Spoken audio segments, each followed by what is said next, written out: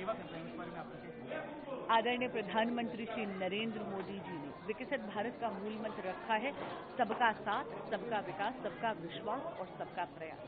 विकसित भारत का विजन जो प्रधानमंत्री श्री नरेंद्र मोदी जी ने देखा है, वो केवल एक विकसित राष्ट्र का ही नहीं है, वो एक संवेदनशील राष्ट्र का भी है।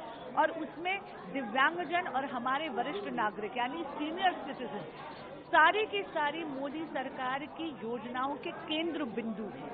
वो अब कांग्रेस की सरकारों की तरह हाशिए पे नहीं है। आज हम लोग यहाँ पर आए हैं आरके पुरम विधानसभा में नई दिल्ली संसदीय क्षेत्र का दिव्यांगजनों का सम्मान करने के लिए, वरिष्ठ नागरिकों का सम्मान करने के लिए यहाँ पर 30 लाख से ज्यादा रुपए की सामग्री 400 से ज्यादा लोगों को दी जा रही है ताकि उनका जीवन और सुगम हो।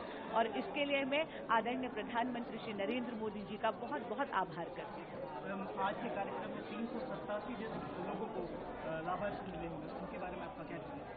हर वर्ग से लोग यहाँ पर हैं, दिव्यांगजन भी हैं और वरिष्ठ नागरिक यानी हमारे सीनियर सिटीजन भी हैं। और यहाँ पे हर कोई न केवल उपकरण लेने के लिए आया है निःशुल्क जो एल्मेको प्रदान कर रहा है, बल्कि मोदी जी के 75वें जन्मदिन के उपलक्ष्य में जो सेवा पखवाड़ा मनाया जा रहा है 2 अक्टूबर में, उनको यशस्वी प्रधानमंत्री श्री नरेंद्र मोदी जी को आशीर्वाद भी दे रहा है। मैम, आपने इस बीच में एक बात कही कि जो दिव्यांगजन है वो मोदी जी की सरकार के केंद्र बिंदु है। जी बिल्कुल, आपने देखा होगा चाहे वो एक्सेसिबिलिटी हो बिल्डिंग्स की, चाहे नया इंफ्रास्ट्रक्चर वो डेवलप कर रहे हो, यहाँ तक कि शब्द दिव्यांग ये भी जो शब्द है ये स्वयं मोदी जी ने आर्टिकुलेट करा है।